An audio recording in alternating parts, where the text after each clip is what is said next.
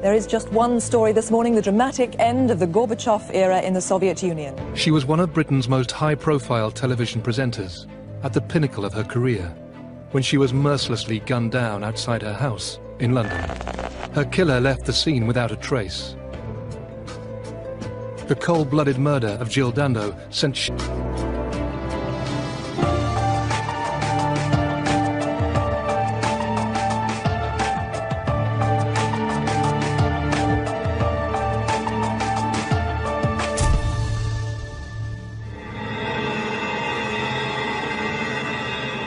On the 26th of April 1999, BBC television presenter Jill Dando was shot by a single bullet to her head on the doorstep of her home in southwest London.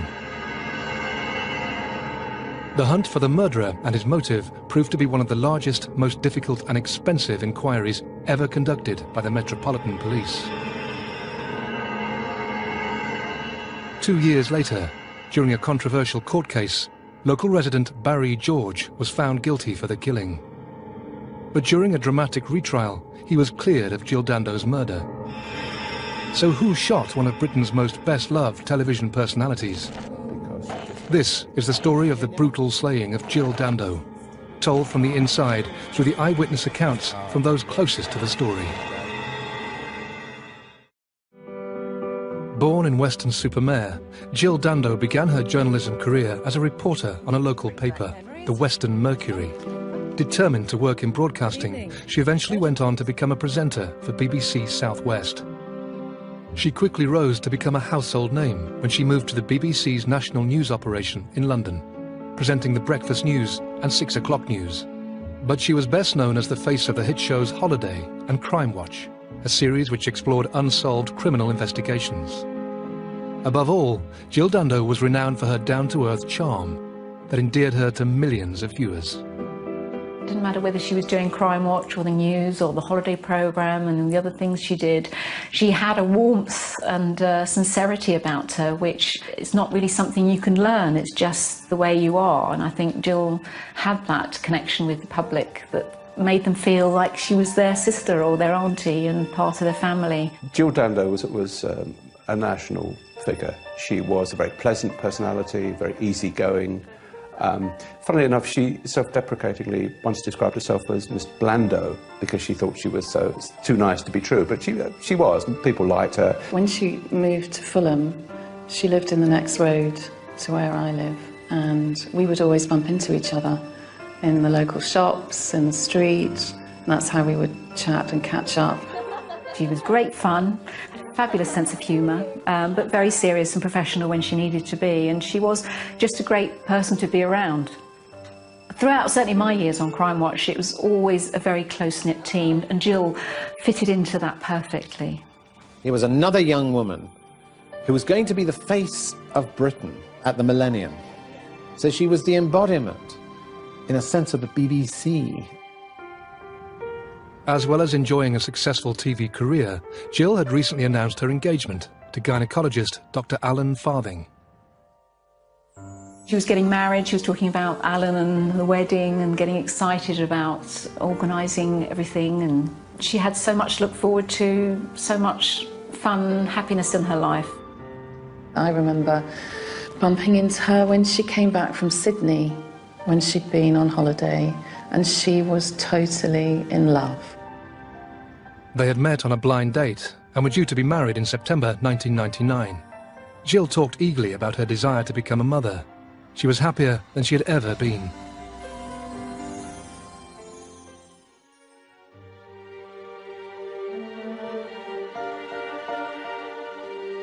Jill Dando had spent the night at Alan Farthing's home in Chiswick. Are you working late this evening? Jill left her fiancé's house in Chiswick. I think it was about 7 or 8 in the morning. The plan was that she would go from the house to, I think she had a fashion shoot at lunchtime, a job she was doing, and then in the afternoon she was planning to go to a fitting for her wedding dress. Miss Dando had been going to her house purely to get changed. She was no longer living there. She was living with a boyfriend several miles away. Gowan Avenue was a 2-storey terraced house, which she was actually selling for about $400,000 at the time. Jill lived on Gowan Avenue in Fulham, southwest London. Gowan Avenue is almost a typical inner London suburban street. Terraced houses, most of the people are at work during the day and not too many people around at this time. But it is an area with a lot of families with children out on the street walking, taking children to the park, taking them to and from school or shopping. When she'd bought her home in Fulham and was so thrilled about it, she told me that one of the reasons she'd chosen that home was that it had a hedge and it had a tree that afforded her privacy. Having left her fiancé's home in Chiswick, Jill made various stops on her way home, including a brief visit to the petrol station, King's Mall shopping centre in Hammersmith, and a fishmonger's on Fulham Road, before making her way home. It was around 11:30 a.m. when Jill finally arrived at Gowan Avenue. She got out of her car, having parked it, and in fact still had the keys to the car in her hand. As Jill was about to approach her front door, she was unaware that somebody was closely watching her every movement.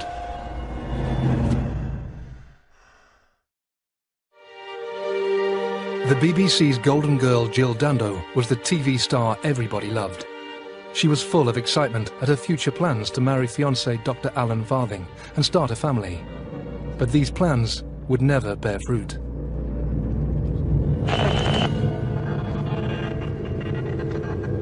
Jill arrived at her home on Gowan Avenue at around 11:30 a.m.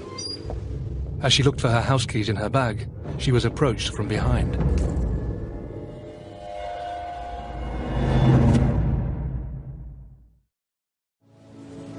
That morning I was working from home.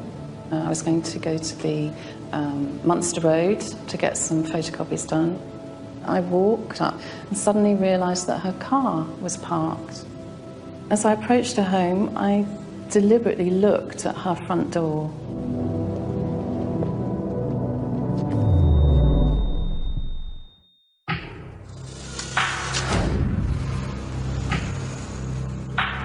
What it seemed to have happened was that Jill Dando had gone to her home address, albeit she wasn't living there anymore, and it would seem that she was attacked and shot effectively on a doorstep just prior to entering her house. It was a ruthless murder. It wasn't done, the shooting wasn't from a distance, the killer wasn't standing at the gate, he wasn't sort of leaning out of a car, he went right up to her. Pushed her down onto the step so that she was kneeling, placed a gun to her temple and fired a single shot.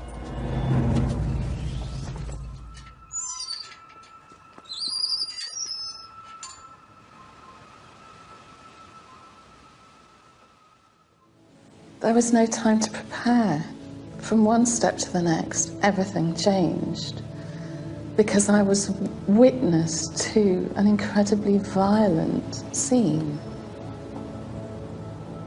At first it was difficult in the first few seconds to realise it was actually Jill, and she was actually in that position on her doorstep, leaning against her front door. She had changed colour, there was a lot of blood loss, and instinctively it was clear to me that she was dead. The gate was firmly closed, and Helen knew it was important not to disturb the crime scene. I looked around, there was nobody else in the street, and I quickly got my mobile phone to call the emergency services. When I was talking to the emergency services, I said that I thought that she had been stabbed because of the blood loss. It didn't occur to me at that point that it would have been a gun crime. And I added in the conversation, confidentially, it's Jill Dando. Shocked and distressed, Helen didn't want to be alone. I remember that I'd seen a neighbour who lives near me. So I ran down the road and knocked on the person's door.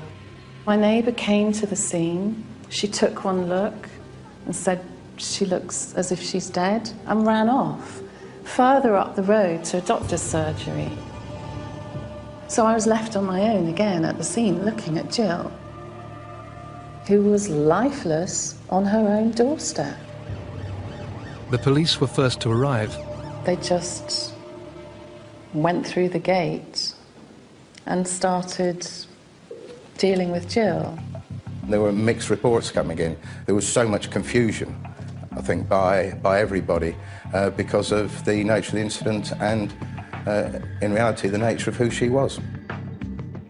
They pretty quickly bundled me and the other two, the doctor's receptionist and my neighbour, into Jill's neighbour's home. Soon after, the paramedics arrived, and then the air ambulance.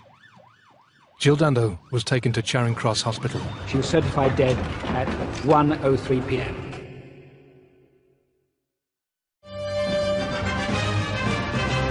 The BBC television presenter Jill Dando has been murdered outside her London home. A man was seen leaving from outside number 29 Gowan Avenue, and he ran east down this road towards the Fulham Palace Road. Detectives are now trying to establish a motive for the murder. Our correspondent Fergus Walsh. I felt completely numb, really, in many respects. It was just the most extraordinary piece of information I think I've ever been given. In this country, although there are a lot of shootings, they're usually linked to the underworld, crime gangs, teenage gangs. But a lady like this, shot on a doorstep in a West London street, a nice West London street, very respectable, quite well-heeled, was extraordinary. The image that really is very, very difficult is her beautiful engagement ring with all that hope in it on a very dead hand, just snuffed out. Scotland Yard launched into action with Operation Oxborough, the largest criminal investigation since the Yorkshire Ripper. Regardless of who the victim is, there needs to be a methodical approach to the inquiry. It was just because of the victim, in this case, being such a high-profile celebrity, that everything was increased. For the first few days, almost whole editions of newspapers were filled with this story and nothing else. Also important to put this in some perspective, because the London police were on the alert searching for the now bomber, David Copeland. And so there was a huge amount of police activity around London and a lot of news media concentration on that issue, because there'd already been two now bombs, one in Brick Lane, one in Brixton, and there was a great deal of concern about where this now bomber was going to strike again and what the reaction would be.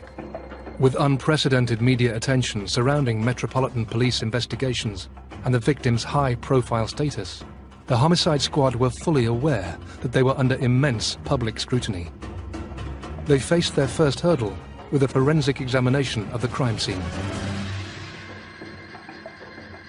Yeah, one of the main problems that the police had was that it had been quite severely compromised by the medical services that had been there, by them removing her body once it was clear that there was nothing more that could be done, created some problems. Very little was obtained from that scene. What they had done, I can't criticise that, because I assumed that everything was being done to try and save Miss Dando's life at the time.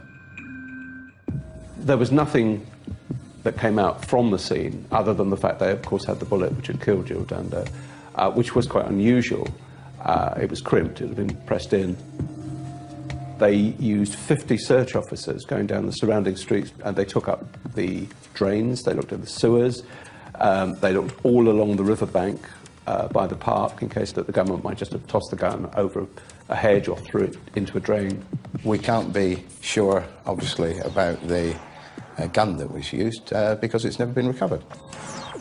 But the thinking was that it was in some way a reactivated gun, or one that had in some way been adapted. With a serious lack of forensics from the crime scene, The homicide squad turned their attention to examining the witness statements. There was no eyewitness to the actual offence. Several witnesses gave information about a man who was present at the scene before and immediately after, and one of the main focuses of the inquiry was to identify this person. Richard, her neighbour, said that he had heard her set her car alarm and that he had heard her scream, looked out of the window, and he'd seen somebody go past further down Gowan Avenue. He walked very calmly away from the scene, and when I actually saw him I thought nothing of it. I thought in fact it could have been a friend of Jill's when I heard the screaming. That's why I particularly at that moment didn't do anything that now I wish I could have done. One of the problems that the team was faced with was the unprecedented amount of information that was being received within the incident room. During the course of the inquiry, over 2,000 people were named as being responsible or in some way involved in Miss Dando's murder. Without a clear witness or without a clear motive and reason, stranger murders are by definition the most difficult to investigate. In a sad twist of fate, Scotland Yard turned to the programme Jill Dando presented before her death, Crime Watch, to help find her killer. You never imagine in your wildest dreams the idea that you would ever have, or we would ever have had to make an appeal about somebody we knew so well. There was a pressure on us to think that we could do something to help, to use the programme and to use our experience to try and help in some way. And I think everyone was actually really relieved that they could feel that they could do something. The appeal itself to find information regarding Jill's killer produced a lot of phone calls. Several witnesses saw a man in the area earlier in the morning. And then there are various sightings of a man in a sort of waxed jacket. We have somebody who saw what they described as a sweating man at a bus stop. We have another sweating man seen in Fulham Palace Park, or Fulham Park, which is opposite, quite close to Gowan Avenue, who was talking on a mobile phone. So there are lots of different little sort of sightings, but nobody actually saw the attack. One of the main purposes of the inquiry is to try and separate the potential suspect from other people. And I think as the months went on, it was quite apparent that this was going to be a long investigation.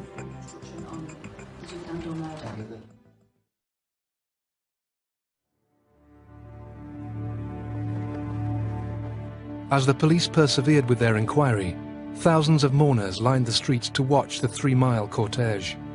The funeral service of Jill Dando took place at Clarence Park Baptist Church in Weston-super-Mare.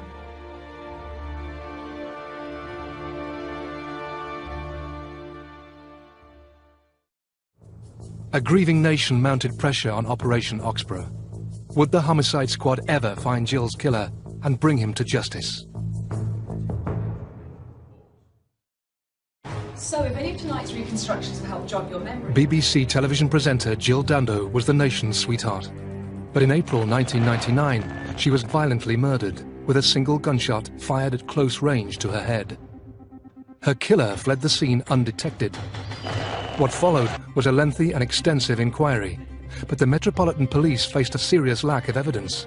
No murder weapon, no motive, and no eyewitness. They were facing mounting pressure from the country's press and public to bring Jill's killer to justice. What we needed to be sure of, was she followed, wasn't she followed?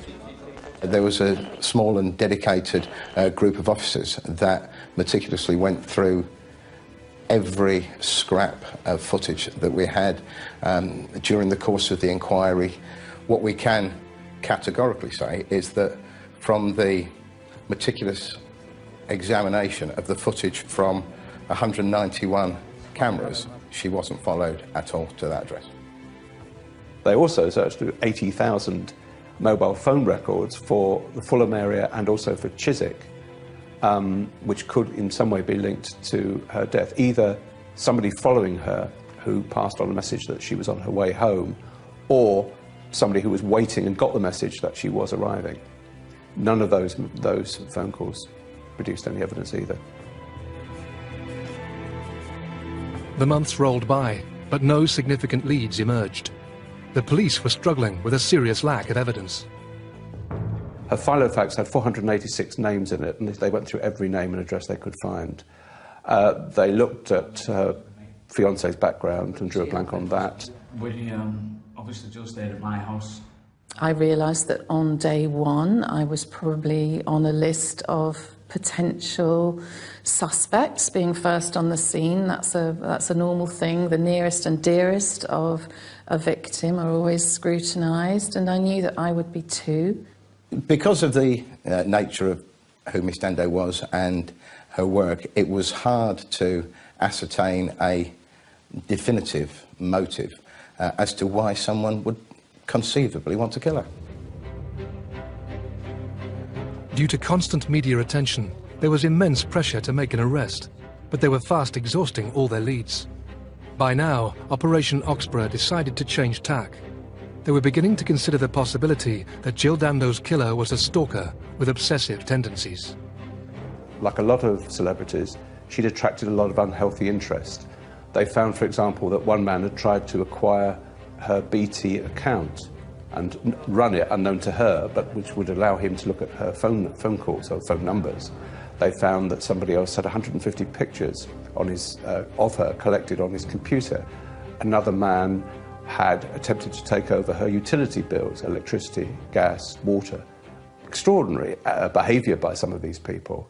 But the police looked at about 4,000 people, I think it was, of whom about 150 seemed to have what they would describe as an unhealthy interest in her. But at the end of the day, none of these had shown any evidence of taking their interest further than a fantasy or a fixation. As the investigation reached its first anniversary, detectives decided to re-examine the early information they received soon after the shooting to see if there was anything they missed. Amongst other names, a man who lived half a mile from Jill's house was brought to their attention. Barry Michael George. George had a conviction for a sex attack in the 1980s. He also discovered that there was a reference on his file to the fact he'd been arrested in the grounds of one of the royal palaces with a length of rope around his shoulder and a knife. And the palace concern was the one where the Prince of Wales and Princess Diana were then living. And they found that he'd been stopped by police in the 1990s for following women. Nobody at Fulham Police Station actually knew anything about him, interestingly. Barry George turned out to be a very long way down the suspect list. He was described as a loner. And he was almost a usual, one of the usual suspects, because the police hadn't found anybody and they came back to him. Barry George had been reported to the police in the early days following Jill's murder. A detective constable called John Gallagher discovered a message about a man called Busara, which had come in from Hafad, which was a local drop-in centre for disabled people, very close to the scene of the shooting, in which they said that this man Busara had seemed very agitated and they were concerned about him. The policeman did some checking and found that Busara cross-referred to Barry George. Barry George often claimed he was the cousin of British musician Freddie Mercury, using the alias Barry Bulsara. To some extent, he was living in a fantasy world, especially in relation to Queen and music and all the rest of it. But this is it. It was an overtly fantastical world where, he wasn't hiding away. He also took the name Paul Gadd, which was Gary Glitter's real name. He also used the name Steve Powers, who was an SAS soldier who took part in the Iranian Embassy siege. And he also used the name Lee Majors, who was a stuntman and Hollywood star at one stage. And he was actually convicted for several offences under some of these aliases, bizarrely. But it's just an example of the sort of fantasy life he led. And for the police, at the time that they were looking at him as a strong suspect, that all added to the mix. I think most people who lived in Fulham were aware of Barry George wandering around the streets. He's quite distinctive. He was somebody who probably needed a little bit more help than he had in the community. But further investigations into police records during the early days of their inquiry revealed more.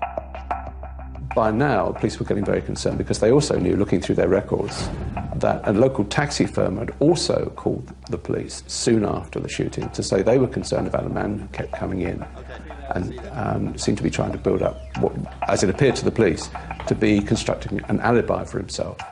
Timings were crucial, of course, because the killing took place at around 11:30 in the morning. Question, where was he? And his case was that he'd attended at a local agency, Hafad, housing agency, and that he'd gone home and changed clothing, and he'd gone to a park and gone to get a taxi somewhere else. And so his defensive alibi was that he wasn't in the road when it happened. Detectives decided to place him under surveillance and carefully monitored his every move. We had access to a whole load of black and white photographs taken of him in the street. My recollection is that those photographs didn't take it anywhere. In other words, yes, he's looking a bit furtive in the street, because he always looks a bit furtive. The investigation revealed that Barry George had a history of following and photographing women. There was one case of, I think it was a woman in a bus queue, and then he got on the bus with her. Now, this is very overt behaviour. In other words, it is somebody who is, I think, desperately anxious to create a relationship, which he hasn't got, with somebody. And so it's an unhappy situation, and it's very unpleasant, I suspect, for any woman who is on the receiving end of this treatment. And in a sense, he needs help if that's what was going on. But this is a long way away from the nature of this crime, which wasn't about following Jill Dando around in order to create a relationship. The psychological profilers were talking about somebody who might well fantasize, who might, for example, have fantasized over Princess Diana, somebody who'd had difficult relationships in the past, which Barry George had had. All of these things added to the list of things that ticked off that made him a very strong suspect, and then eventually the strongest suspect. Over a year after Jill's murder, and based on their findings, Met Police were confident there was sufficient evidence to arrest Barry George. 4 unarmed officers, or that is what Scotland Yard still maintains, arrested him, and they began a search of his home. And that is when things became interesting. Okay, start the search. I mean, Barry George's flat was absolutely stacked to the ceiling with old newspapers. You could barely get in it. So he, again, might be regarded as an oddball for keeping all these newspaper cuttings and so on. But, so, yes, there was a sort of, if he was obsessed with Jill Dando, he would have accumulated quite a library, because she was in the newspapers very regularly.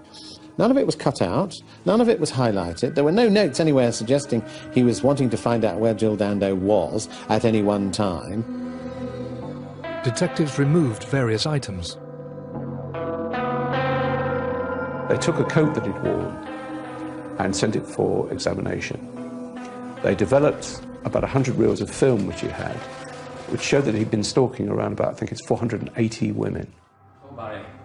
Police investigation also revealed that he had an interest in firearms.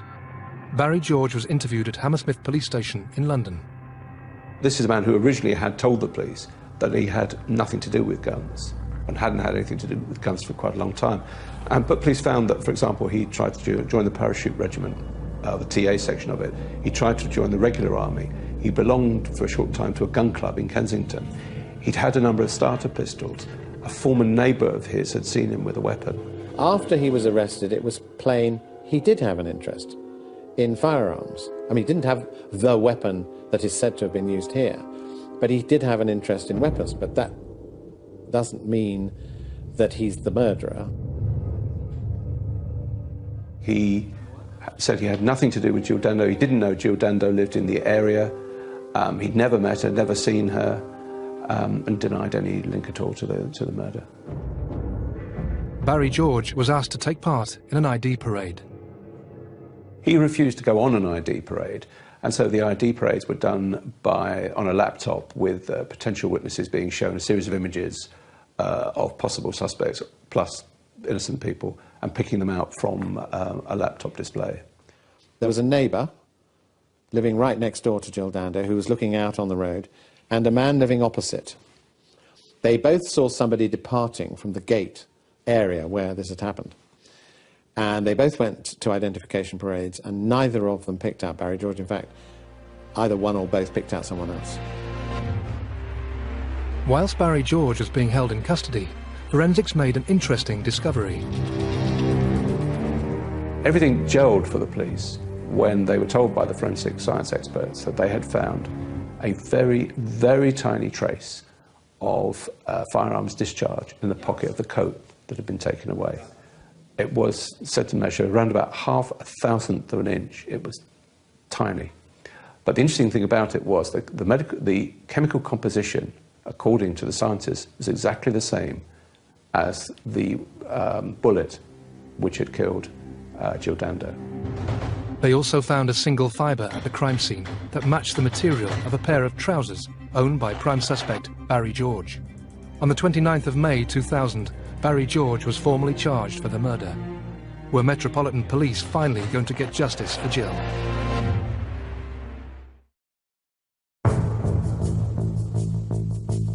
The murder inquiry into BBC TV presenter Jill Dando's death was fast becoming one of the largest and most expensive police investigations to ever take place in Britain. Operation Oxborough traced, interviewed and eliminated thousands of suspects in the months following Jill's death. A year later, local resident Barry George emerged as a prime suspect. Following closer inspection into his criminal history and police surveillance, they arrested him. It was during a raid on his flat that some of his personal possessions were removed and examined. When forensics revealed a small amount of gunpowder trace in his coat pocket and a thread from his trousers linking him to the crime scene, the homicide squad formally charged Barry George with the murder of Jill Dando. Barry George's arrest had incited quite a lot of actually adverse publicity, which I think was very, very unfortunate.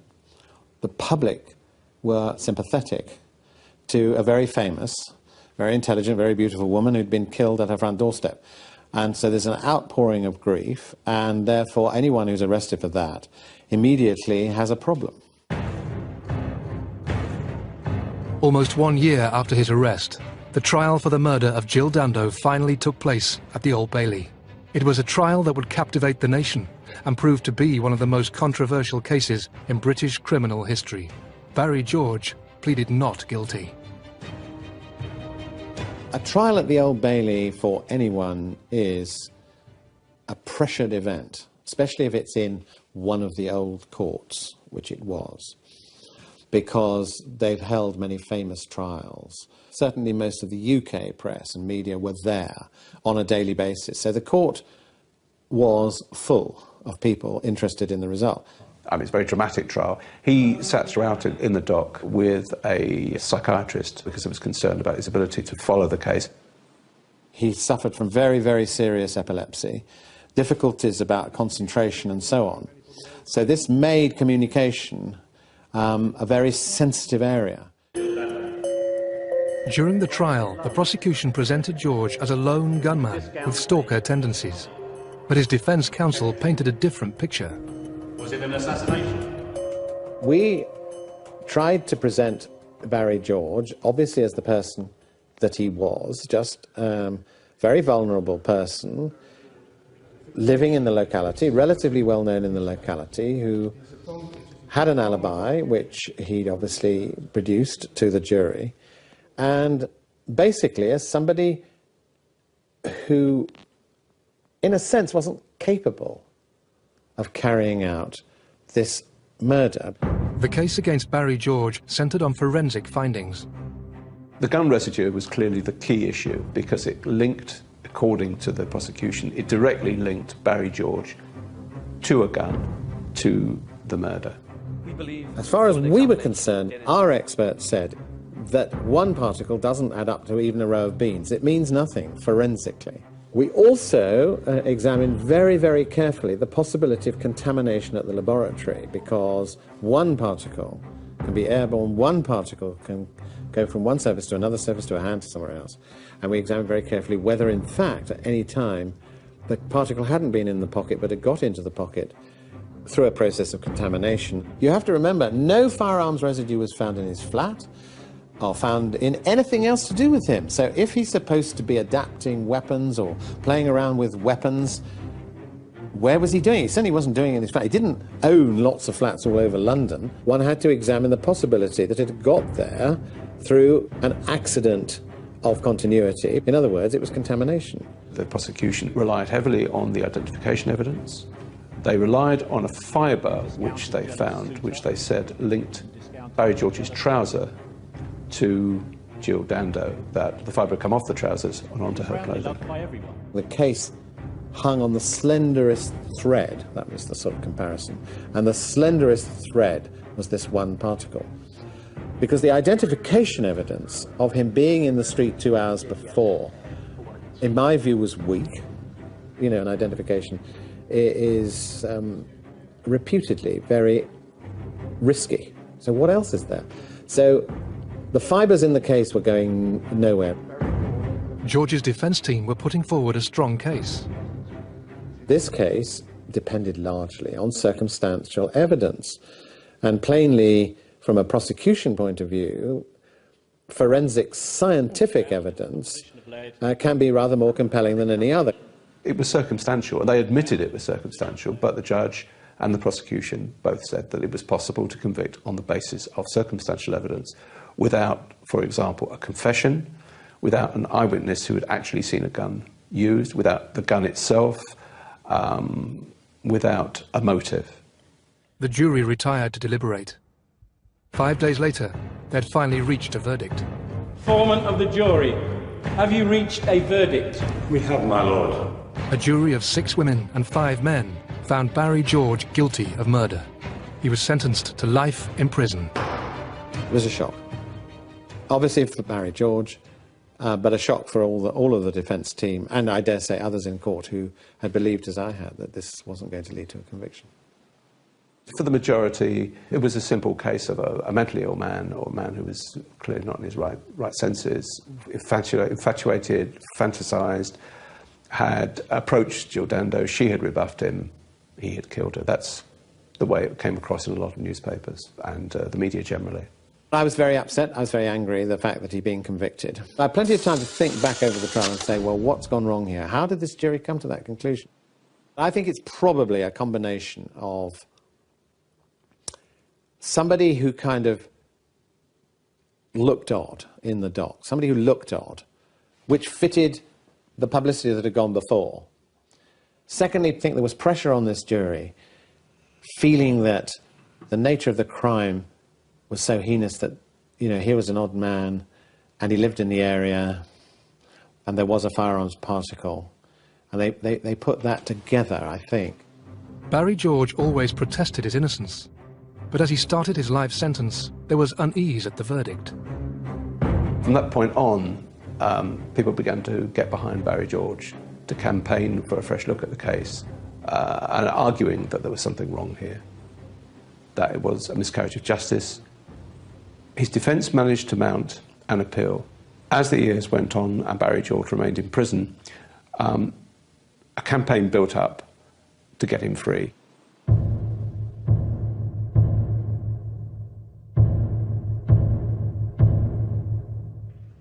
After an appeal and 8 years in jail, vital new forensic research cast doubt over the significance of the gunpowder traces.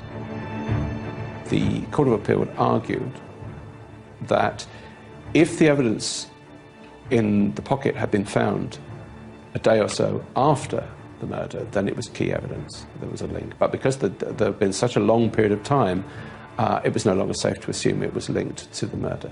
There were also points made about the fibre which was found on Jill Dando.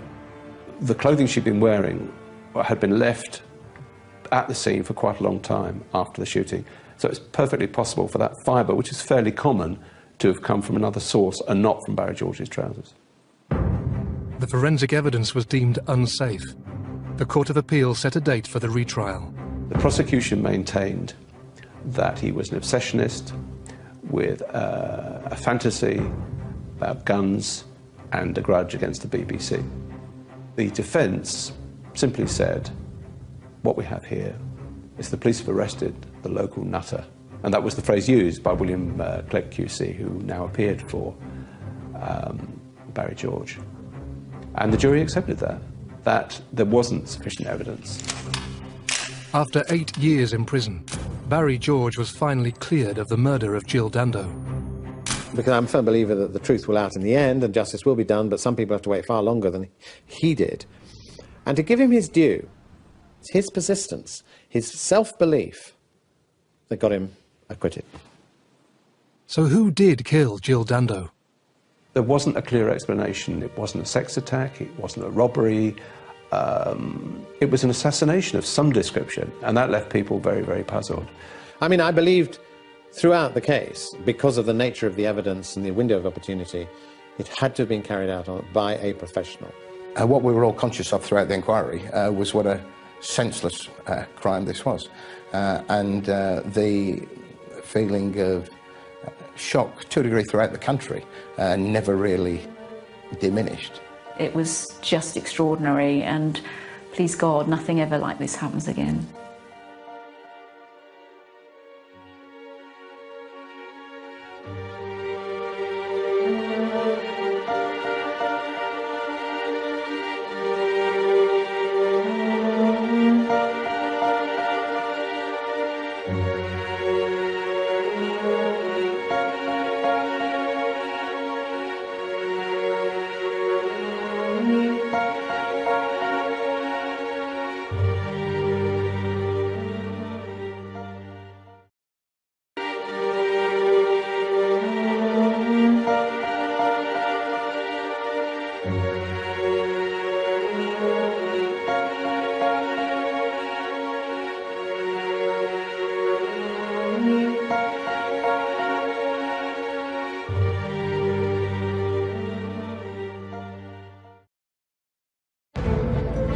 There is just one story this morning, the dramatic end of the Gorbachev era in the Soviet Union. She was one of Britain's most high-profile television presenters, at the pinnacle of her career, when she was mercilessly gunned down outside her house in London.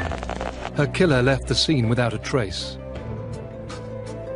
The cold-blooded murder of Jill Dando sent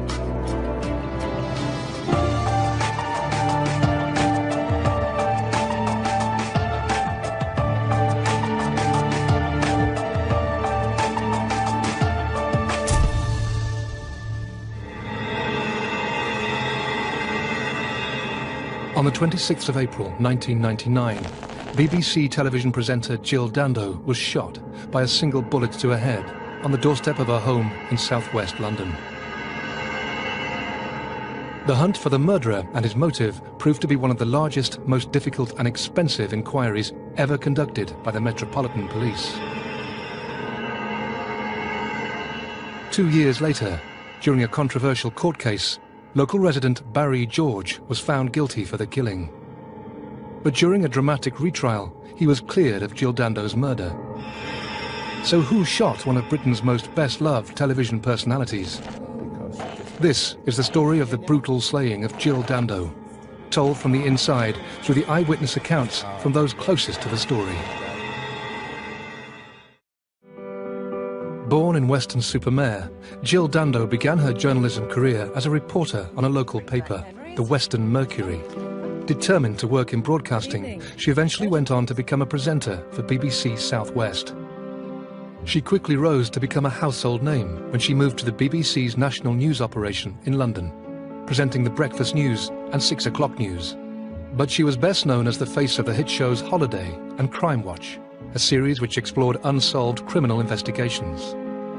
Above all, Jill Dando was renowned for her down-to-earth charm that endeared her to millions of viewers. It didn't matter whether she was doing Crime Watch or the news or the holiday programme and the other things she did. She had a warmth and sincerity about her, which is not really something you can learn. It's just the way you are. And I think Jill had that connection with the public that made them feel like she was their sister or their auntie and part of their family. Jill Dando was a national figure. She was a very pleasant personality, very easygoing, Funnily enough, she self-deprecatingly once described herself as Miss Blando because she thought she was too nice to be true, but she was, and people liked her. When she moved to Fulham, she lived in the next road to where I live, and we would always bump into each other in the local shops, in the street, and that's how we would chat and catch up. She was great fun, fabulous sense of humour, but very serious and professional when she needed to be, and she was just a great person to be around. Throughout certainly my years on Crime Watch, it was always a very close-knit team, and Jill fitted into that perfectly. It was another young woman who was going to be the face of Britain at the millennium. So she was the embodiment, in a sense, of the BBC. As well as enjoying a successful TV career, Jill had recently announced her engagement to gynecologist Dr. Alan Farthing. She was getting married, she was talking about Alan and the wedding and getting excited about organising everything, and she had so much to look forward to, so much fun and happiness in her life. I remember bumping into her when she came back from Sydney, when she'd been on holiday, and she was totally in love. They had met on a blind date and were due to be married in September 1999. Jill talked eagerly about her desire to become a mother. She was happier than she had ever been.